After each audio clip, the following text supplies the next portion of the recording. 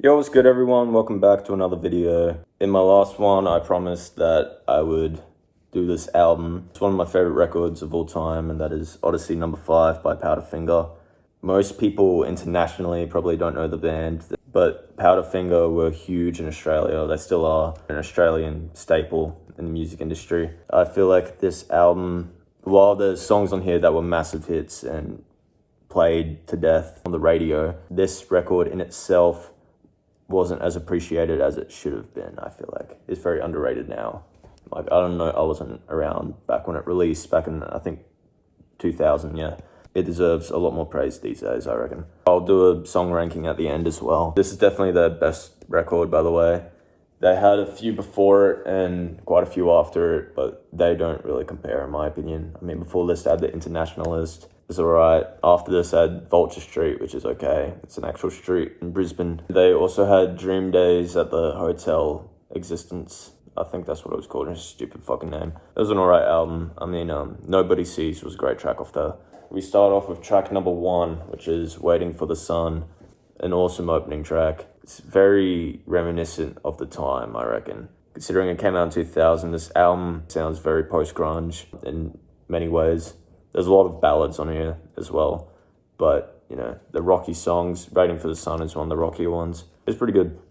I like the lyrics. I like the lyrics in all this. Bernard Fanning is the lead singer. He's a great lyricist. He is a musical genius, and he's got an amazing voice as well. He also had a pretty successful solo career, I believe. Like, Wish You Well was a huge hit of his. One of the lesser known ones on here, which is a big contrast to the next one, which is My Happiness.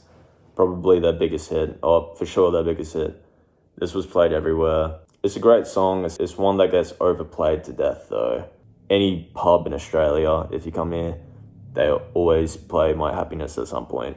It's just a massive song here. It's a good track too. It's about being, you know, homesick and finally coming back home to people you love or the person you love or whatever. It's got that iconic riff at the beginning as well.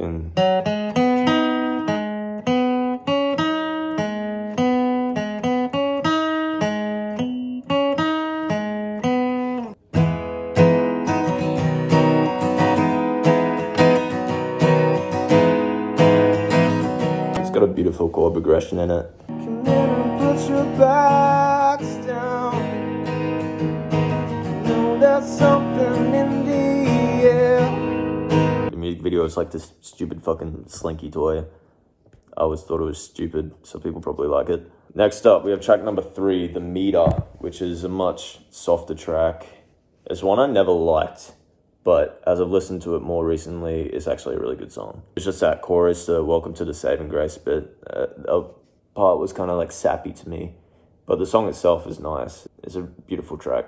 There's another great showcase of Bernard's vocals, because he's an amazing singer.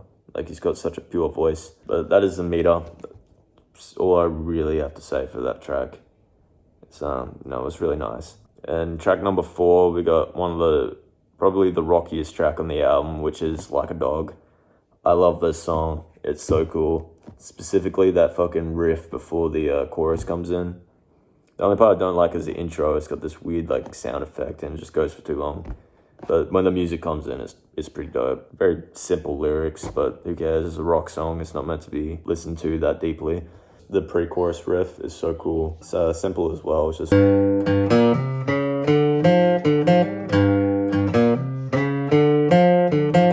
It's a simple, like, kind of blues riff, but it's so effective in the song. It just makes me wonder why this album wasn't as big as it is here overseas.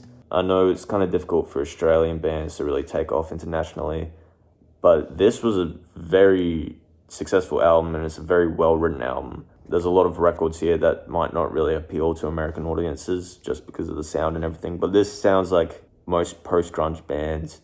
The way I like to explain it is like if Coldplay was good. And number 5, we have Odyssey #5, which is the name of the album. This is a filler track. It's the only filler track on here, but I actually like it. I think it sounds pretty cool. Like, obviously, it's not one you'd listen to in the car, like, just by itself, but when you're listening to the whole record, it fits pretty well. And then next up, we got track 6, which is Up and Down and Back Again. And this is one of the only songs on here that I don't really care for.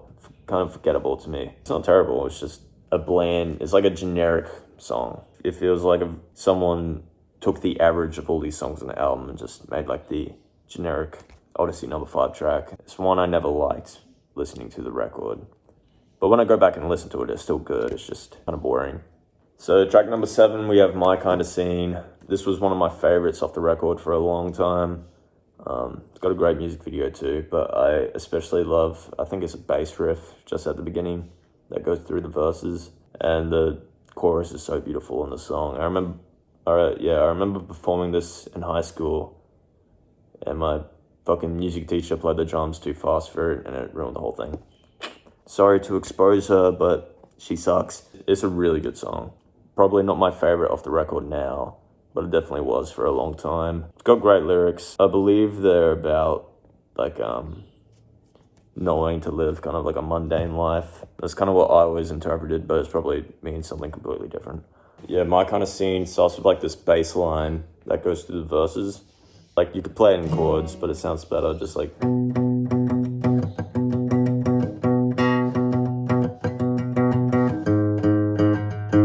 Chorus comes in. Next up, another one that I consider one of the most beautiful songs ever written.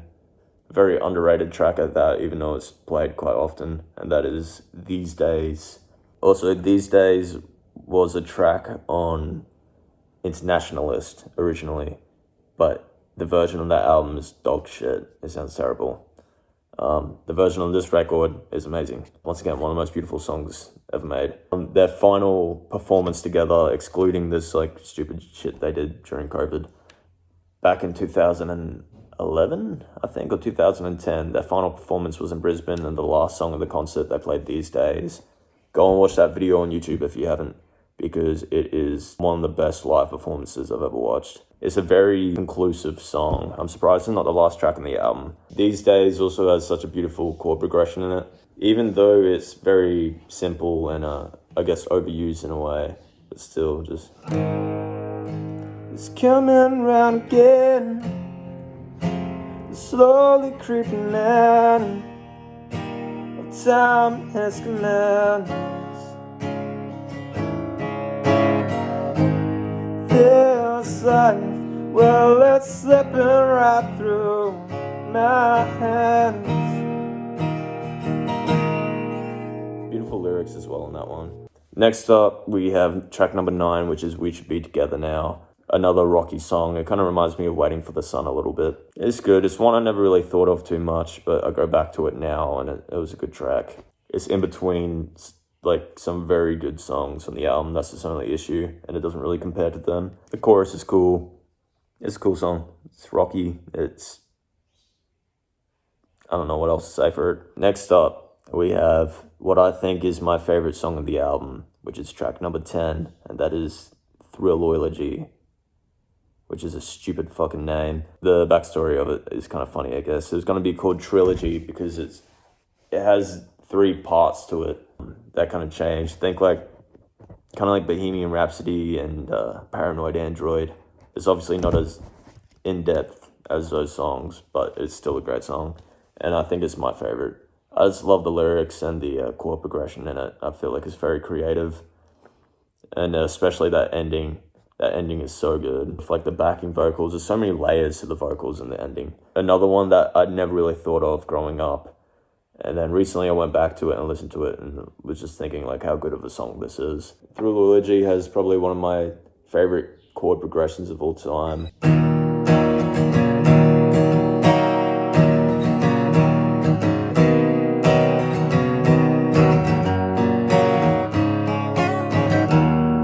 The chords for that chorus are amazing as well. Just if you wait, I'm gonna drive it home. And I especially love the outro. It changes up. It has this weird bridge bit where it's like.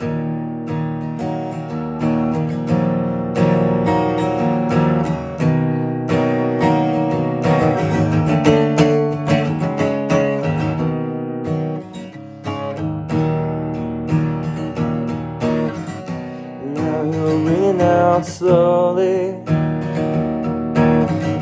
like cathedral bells. And that is the second last track on the album, which puts us to the last track, which is Whatever Makes You Happy, number 11. It's a beautiful ending song. It's just a guitar and vocals. It's very soft. Lyrics are great. I don't have all that much to say for it. The fact that it comes after Thrilloilogy lets it down a little bit just because that one had so much energy. But at the same time, that could also be a good thing. It kind of like, the track ends with this energetic, like, long-ass song, and then it fades into this, like, kind of acoustic, softer track to conclude the album. The chord progression in Whatever Makes You Happy is also great. It's so simple, just... If we never made it back to how far we've come along this way, when we've spoken over time, never broken or compromised. That is Odyssey number 5, an awesome record. If you haven't listened to it, go listen to it right now because it's very good and you won't be disappointed. On this CD, I also have a bonus CD, and that's got like extra songs that didn't make the final cut for the album, and also like acoustic versions of songs on here. I also want to say this album cover is always cool. I feel like it fits the sound of it very much. It's very Australian, and it's very Australian kind of beach sounding, which you wouldn't understand unless you lived on the beach here.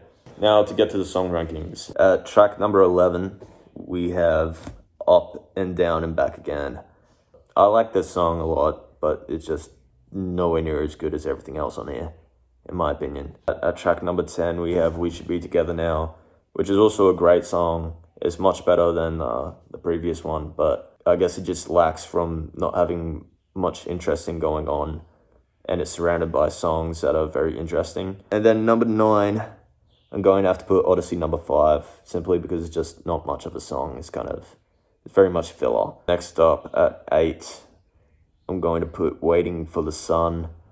It's kind of hard to put this one that low, but it's just not as good as the next ones. And that's next, number 7, I'm going to put The Metre. This is a beautiful song. I feel like it's just a little bit let down by the chorus. It still kind of bugs me a little bit. I don't know why. Because it's not like a bad chorus. It just annoys me the way he sings it or something. Next up, I'm going to have to put My Happiness. It kind of feels weird to put it that low. Once again, it was a huge hit and it's overplayed to death. So I'm kind of sick of hearing it. And I also think in terms of songwriting, it's just not as good as the next ones I have. Next up, I'm going to put Like a Dog. That guitar riff alone, or the music for it alone, just makes it so great. It's just very fun to listen to. Probably one of the funnest songs to listen to on this album. And then next, I'm going to have to put Whatever Makes You Happy. I would put this one higher as well if it had like drums or like a cello in it or something to just fill it out a bit. But it is just acoustic and vocals. And next, for the top 3, I'm going to have to put number 3, My Kind of Scene. All these songs are perfect to me, but this is the order I have set out. And then These Days, one of the greatest songs ever made. It could have easily been number 1 if it weren't for the fact that Thrilloilogy is on this record, and that is obviously number 1. Just an amazing song. It's got so much going on. The chord progression is amazing. The vocals are amazing. I don't like when they play it live. All the live videos I've seen of them playing Thrilloilogy, they kind of like change it up for the worst. And I don't know why bands do that.